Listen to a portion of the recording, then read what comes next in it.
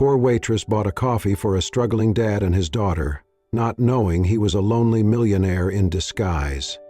The rain was relentless that morning. Sheets of gray water cascaded down the windows of the Rainy Bean, a tired little cafe tucked in a quiet corner of Seattle. Inside, the warmth of espresso and cinnamon did little to soften the tension behind the counter. "You gave away another muffin this morning, didn't you?" Mr. Olson's voice cracked like thunder. He glared over his glasses, arms crossed. Andrea Brunner, 24, wiped her hands on her apron and met his stare. Her blonde hair was pulled into a low ponytail beneath her beanie, and her cheeks were flushed from the heat of the espresso machine. "He was freezing," she said calmly. "Just a kid. He didn't even ask for anything. This is not a shelter. You want to feed people? Do it with your own paycheck." He shook his head and walked away, muttering about profit margins. Andrea sighed, glancing out the window at the rain. That was when the door creaked open. A man stepped in, rain dripping from his sleeves. His coat was worn thin, frayed at the cuffs, and 2 sizes too big. His shoes squeaked with every step. Beside him walked a little girl, around 6, with tangled brown curls peeking from her hood. She clutched a ragged pink doll, her small face pale and quiet. They hovered near the counter. The man's eyes darted briefly to the menu. Andrea approached, wiping her hands. "Morning, what can I get you?" He hesitated, reached into his pocket. Fumbled with a few worn bills. His eyes flicked toward the girl, then back at the register. "Just 1 small coffee, please," he said finally, voice low. Andrea glanced between him and the girl. The child stood silently, hugging her doll tighter. Her shoes were soaked through. "1 small coffee," Andrea repeated. "Coming right up." She stepped back, prepared the cup. Then, without a word, she grabbed another, poured a second coffee, reached into the muffin case, and wrapped one up, still warm. When she returned to the counter, she placed 2 coffees and the muffin in front of him. "I think you forgot your second order," she said, with a gentle smile. He looked startled. "But I only—" She held up a hand. "Rainy day special, on the house." The man's mouth opened, then closed. His eyes softened, moisture rising not from the rain but from something deeper. He gave a slow nod.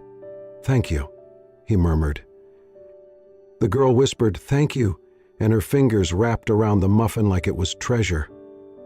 They sat in the far booth, away from the other customers. Andrea watched as the man unwrapped the muffin and split it evenly in half, 1 for him, 1 for her. The girl smiled for the first time, taking a tiny bite and leaning against his arm. Andrea kept glancing over as she worked. Something about them, silent, connected, tired, tugged at her. When she checked the table half an hour later, they were gone. The cups were empty, napkins folded, the muffin wrapper neatly discarded. But beneath the salt shaker she found an envelope. She picked it up, frowning. It was thick, too thick for a receipt or thank you note. Inside were 5 crisp $100 bills and a small piece of paper. "You just saved more than a morning." Andrea stood still, her heart thudding. She looked around the cafe, then out into the rainy street. They were nowhere in sight. She folded the note carefully, placing it back in the envelope. Mr. Olson passed behind her again. "Everything all right?"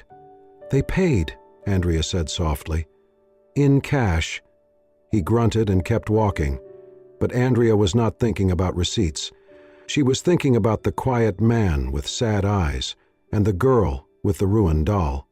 She did not know he was Joseph Bennett, millionaire founder of Bean and Brew, hiding in plain sight.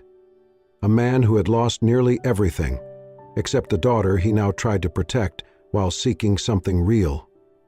All Andrea knew was that she had given kindness to someone who truly needed it, and something told her that was not the end of it.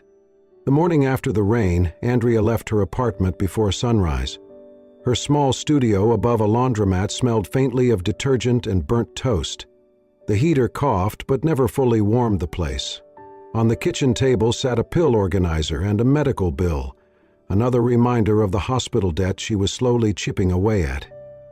Her mother's heart had failed suddenly 3 years ago. The surgeries, medication, and care drained every dollar Andrea had ever saved. She worked double shifts, skipped meals, skipped birthdays. She paid in sweat and silence. But she smiled every day.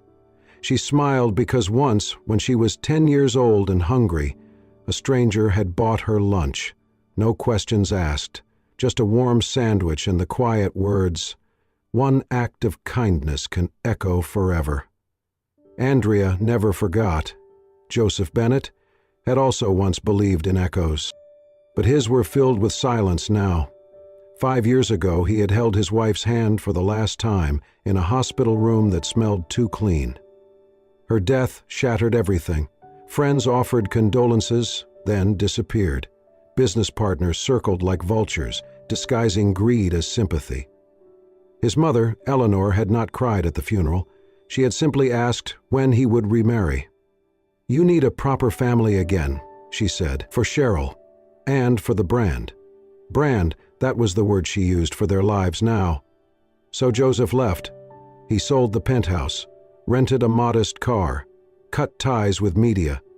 He took Cheryl and started driving, not aimlessly, intentionally. They visited small towns, quiet cities. He carried only cash, no phone calls, no interviews. He wanted to see if people would treat him the same without the suits, without the title, without the money. Most days they did not, except for one morning in a rainy cafe in Seattle. After that first visit, Joseph found himself returning to the Rainy Bean. At first it was for the coffee, then for the warmth, then undeniably for the smile behind the counter. Andrea never asked personal questions.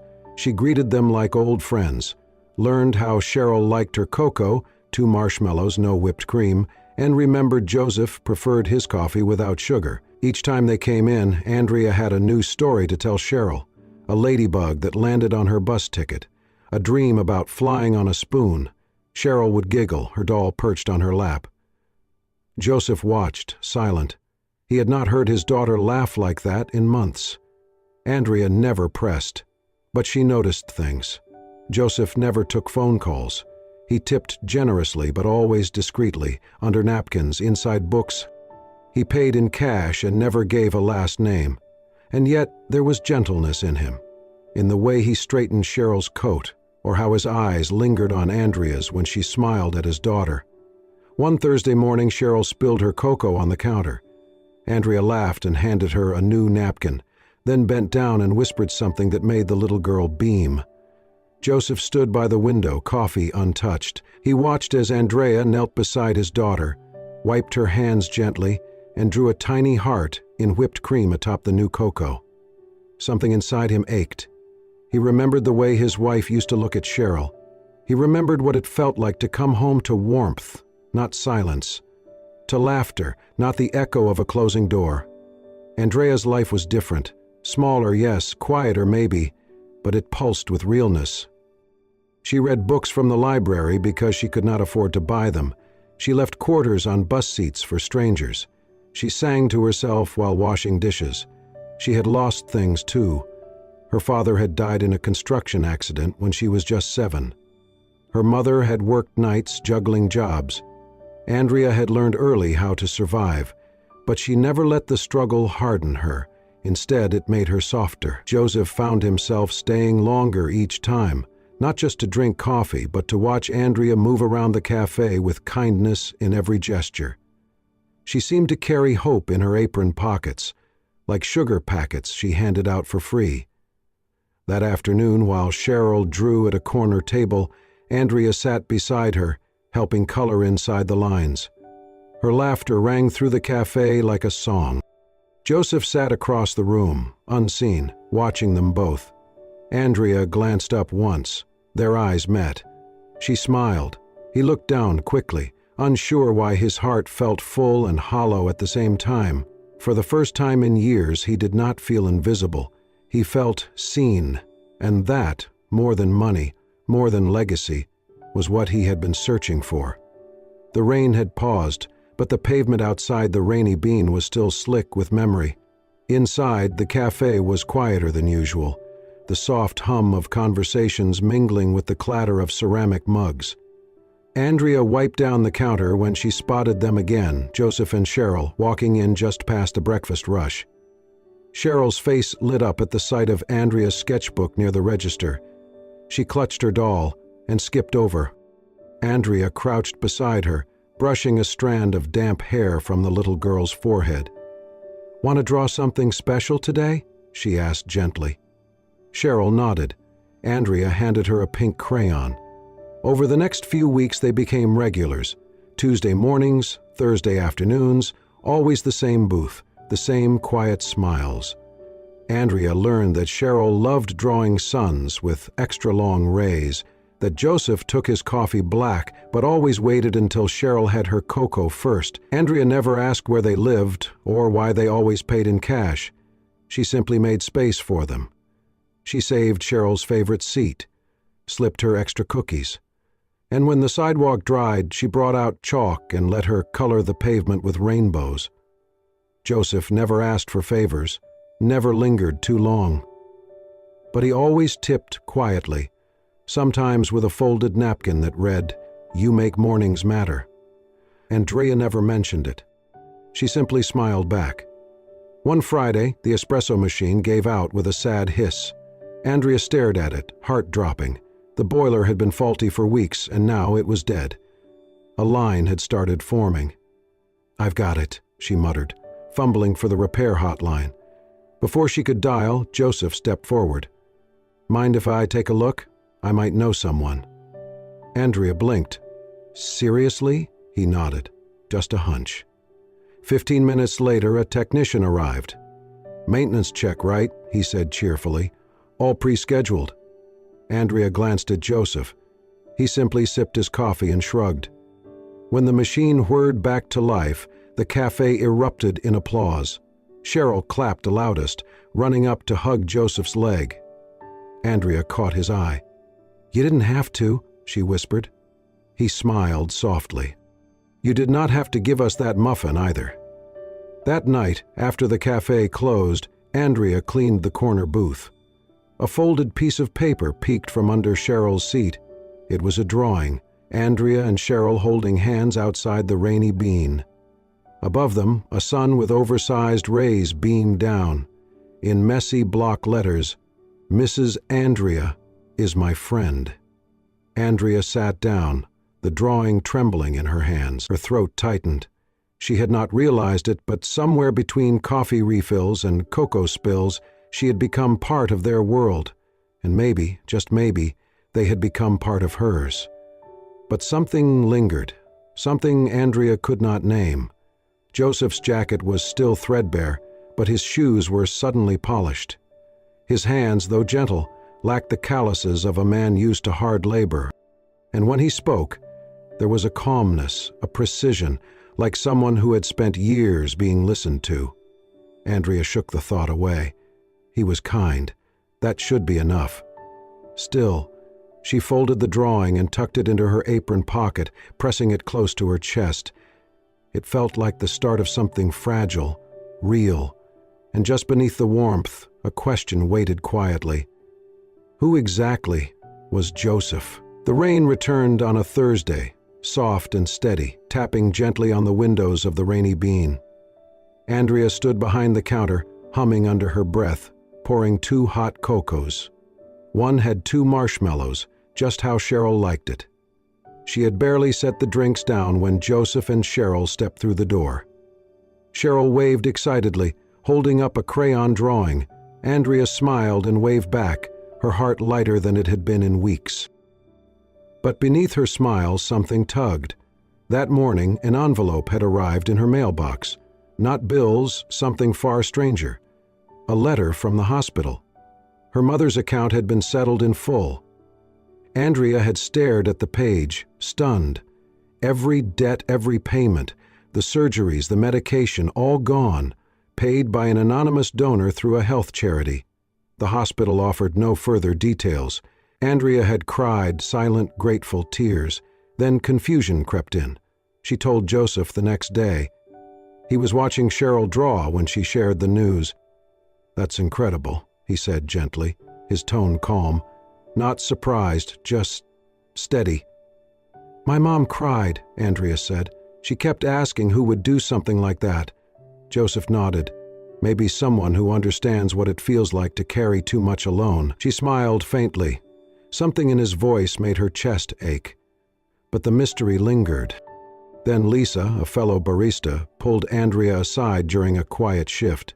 "That guy," Lisa whispered, gesturing toward Joseph. "He's wearing a Patek Philippe." Andrea blinked. "A what?" "A super expensive watch. My cousin sells them. That model costs like 50 grand. Andrea laughed, uneasy. "No way! Maybe it's a knockoff." Lisa raised an eyebrow. "Or maybe your coffee shop crush is not who you think he is." Andrea looked toward Joseph. He was helping Cheryl stir cocoa, gently tucking her scarf. Same old coat, same quiet smile. But something had shifted. The seed of doubt planted weeks ago began to sprout. Days passed. Andrea kept serving them, kept smiling. But she watched closer, the way Joseph held himself, with grace, with subtle authority, the way he avoided talking about work, the way he never answered phone calls. Until one night, when it all clicked, Andrea stayed late to clean. The cafe was nearly empty.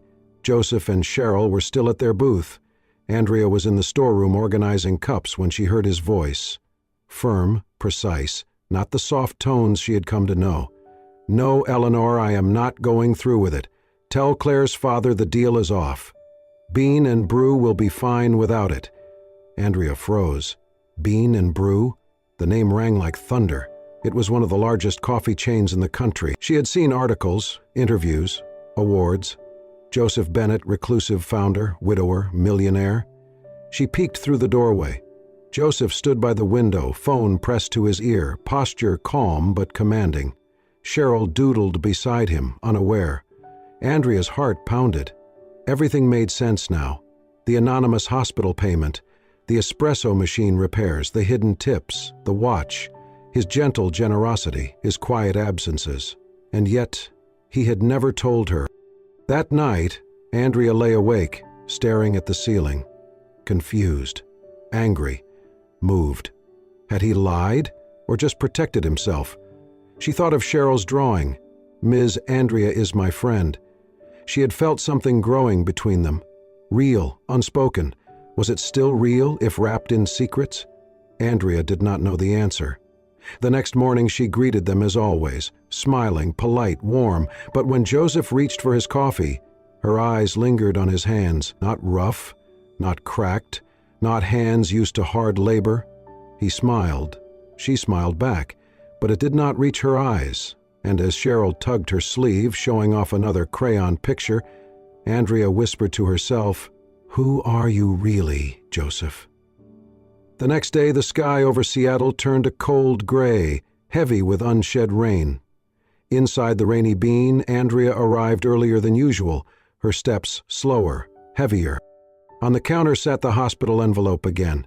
She had brought it from home, her fingers brushing over the bold black letters, "Paid in full." But this time the donor's name was printed clearly at the bottom, Joseph Bennett.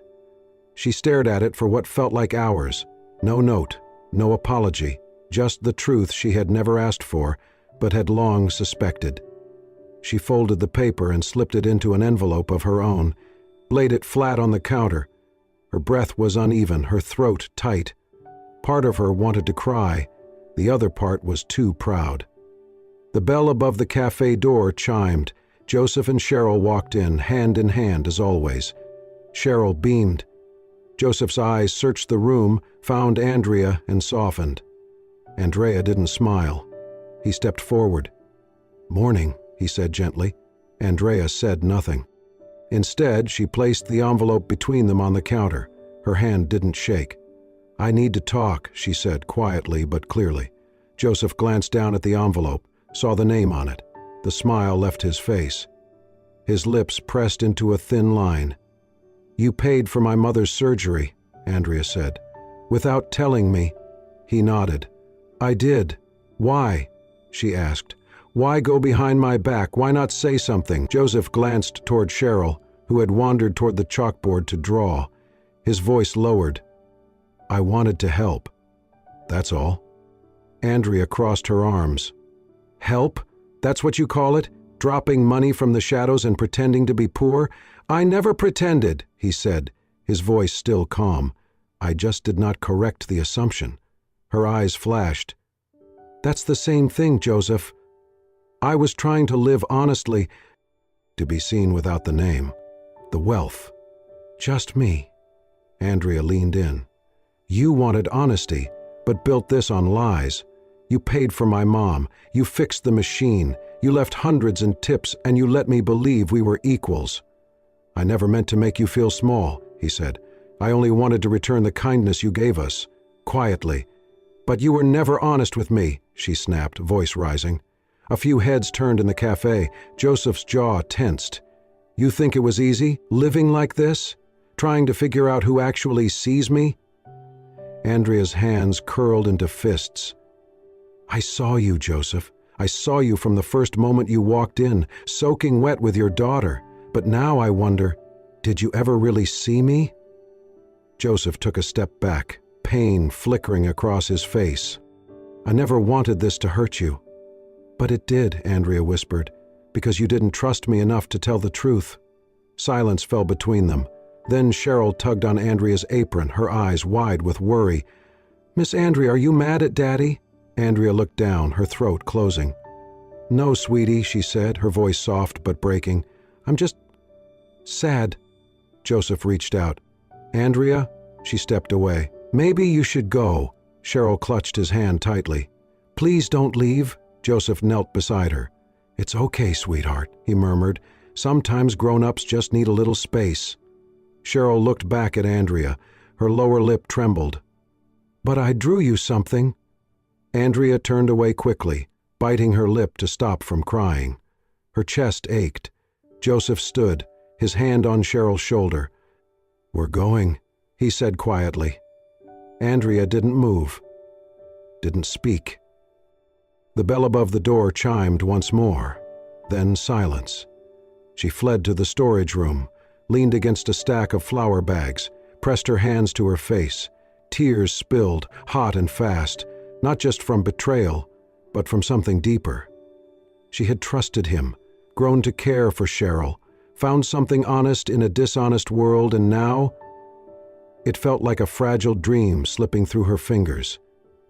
In the quiet of the back room, she whispered, How did we get here? Joseph stood in front of the towering glass windows of his penthouse, looking down at the glittering Seattle skyline. Everything around him shimmered with affluence, polished marble floors, designer furniture, curated art. But inside, he felt nothing but emptiness. He had returned to this life, but it no longer felt like home. Behind him, Eleanor's voice cut through the silence. Claire will be here at 7 sharp. Please wear the navy suit. Joseph did not turn around. I am not going. Eleanor stepped closer, her heels clicking on the marble. She is perfect for you. Her father owns the largest logistics firm on the West Coast. This is not about feelings, it is about future. Legacy. Joseph exhaled slowly. My future is Cheryl. You can have both, she said tightly. Love comes later, stability comes first, he turned. I already tried your version of stability. It cost me my wife. I will not trade my soul again. Eleanor's face hardened. Then do not expect this family to support your foolishness. He walked away without another word. That night, Cheryl coughed until dawn. Fever burned her small frame, and Joseph barely left her side. He pressed cool cloths to her forehead, whispered lullabies his late wife used to sing. In the quiet, her tiny voice rasped, Is Miss Andrea mad at us? Joseph's heart broke. No, sweetheart, she is just sad. Cheryl blinked up at him. I miss her. He kissed her hand. Me too. Across town, Andrea stared at her laptop in the dim light of her bedroom. Her heart still ached, but something inside her refused to believe Joseph had acted out of arrogance. She typed his full name into the search bar. Joseph Bennett. A cascade of news articles, financial profiles, and charity board mentions flooded the screen. Her eyes scanned each one, a picture of him accepting a community leadership award, another of him and Cheryl at a food bank in Tacoma. One line stopped her cold. Following the loss of his wife in a tragic accident, Bennett withdrew from public life, but continued quietly funding programs for single mothers and children in need. Andrea leaned back in her chair, her breath caught in her throat. He had not lied to manipulate. He had hidden himself to protect what was left of his heart. She closed the laptop slowly and stepped into the kitchen, where her mother sat with a book. Mrs. Daniels looked up, sensing something in Andrea's expression. "Did you ever hear of a Joseph Bennett?" Andrea asked softly. Her mother frowned, then nodded. "He was on the news years ago. Lost his wife. Set up scholarships." "Why?" Andrea hesitated. "He's Cheryl's dad. He's the one who paid for your surgery." Her mother's eyes widened. "Andrea!" Andrea looked down. "I pushed him away. I thought he was trying to buy me." Mrs. Daniels reached for her daughter's hand. Sometimes the people who give most quietly are the ones who have lost the most. Andrea said nothing for a long moment. Her mother added almost absently, "Remember when you were 7? That winter when your father had just passed and we had no heat? A man showed up with groceries and gave me a gift card for a hot meal. I never got his name." Andrea blinked. "I remember the food. I thought you got a bonus." Mrs. Daniels shook her head. "No, it was just kindness. From a stranger?" Andrea walked to her room and opened her nightstand drawer. Inside lay the drawing Cheryl had given her, a stick figure of Andrea, holding hands with a little girl and a tall man. In wobbly handwriting it said, "Ims Andrea is my friend." She stared at it, her heart caught between guilt and longing. Had she made a mistake? Had she let her past hurts blind her to something real? The drawing trembled slightly in her hands. A week later, the windows of the Rainy Bean glowed with soft amber light. A new sign had been added just beneath the chalkboard menu, hand-painted in gentle cursive letters, Andrea's Corner. Beneath it sat a wooden donation box with a small plaque, "For those who need a hand, just like someone once did for me." The cafe buzzed with quiet excitement. Flyers had gone out announcing a community charity night, free coffee, warm food, and a fundraiser for local shelters. Andrea had no idea who organized it. All she knew was that her name was now etched into the walls of the place she had once just worked in.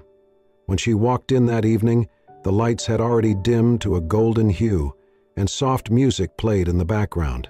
Regulars gathered with newcomers, and neighbors stood in line next to strangers.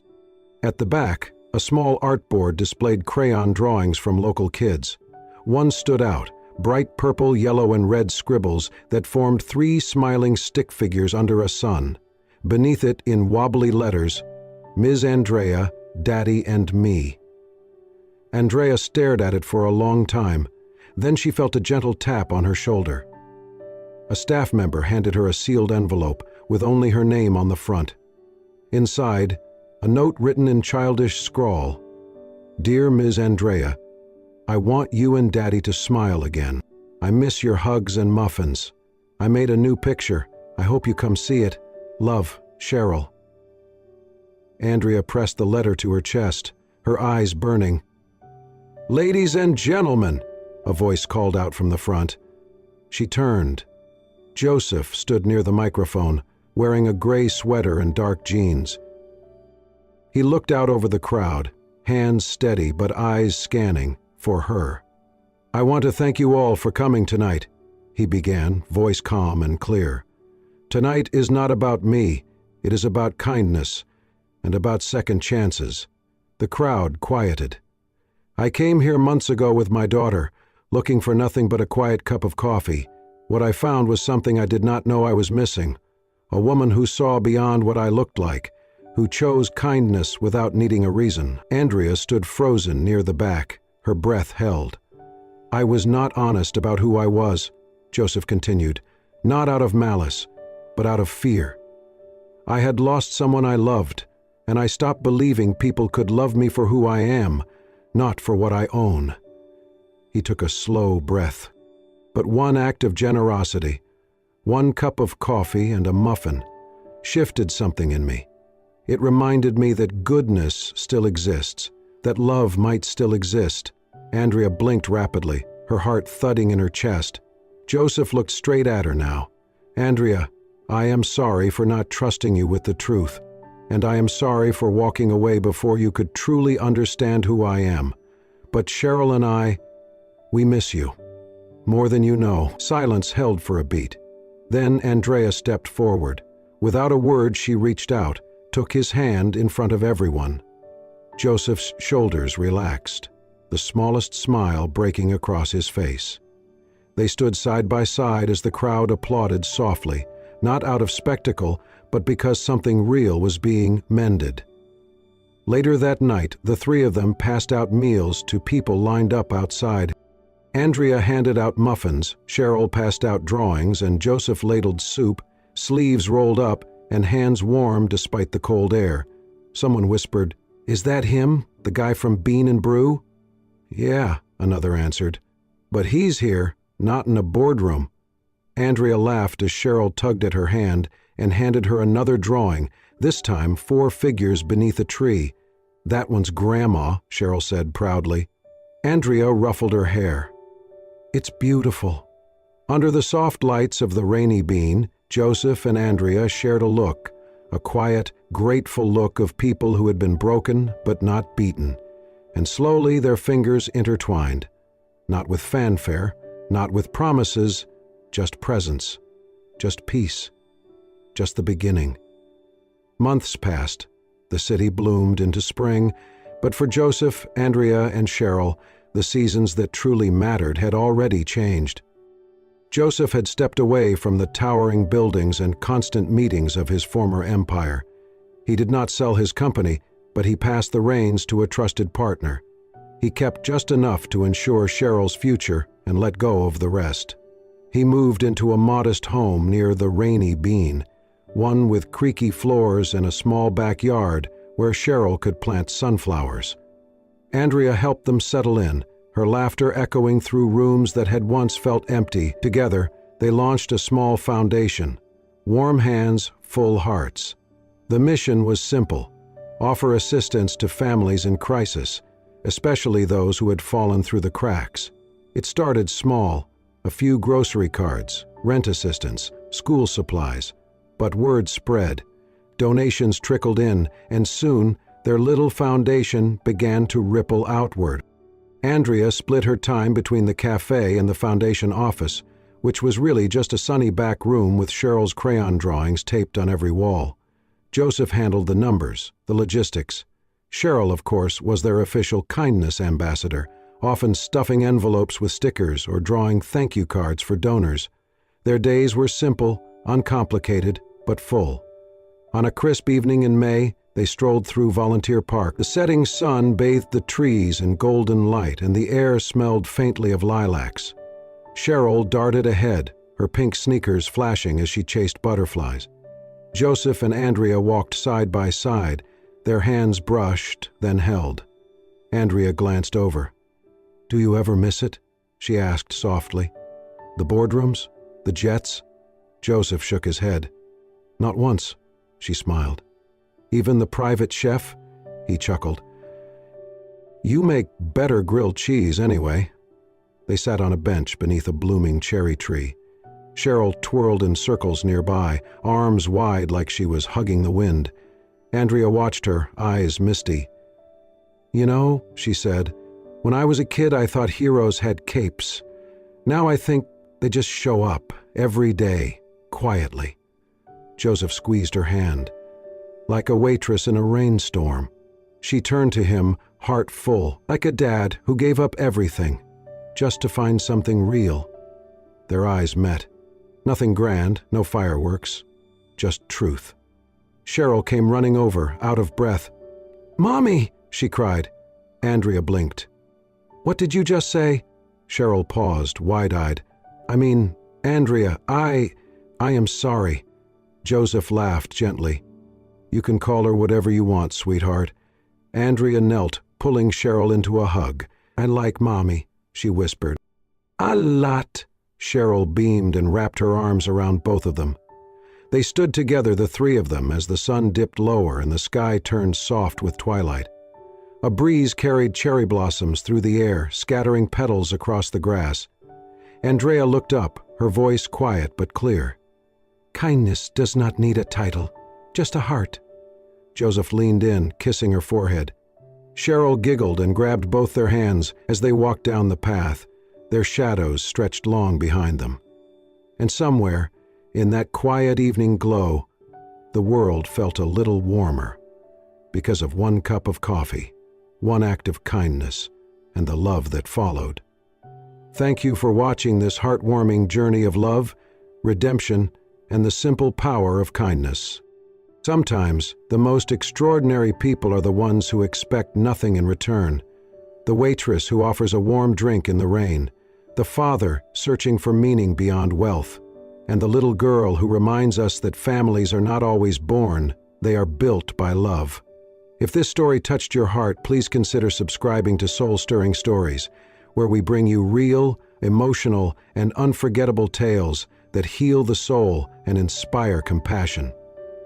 Like, comment, and share this video to help us spread the message that kindness, no matter how small, can change a life. We'll see you in the next story. Until then, stay kind and keep believing in the good.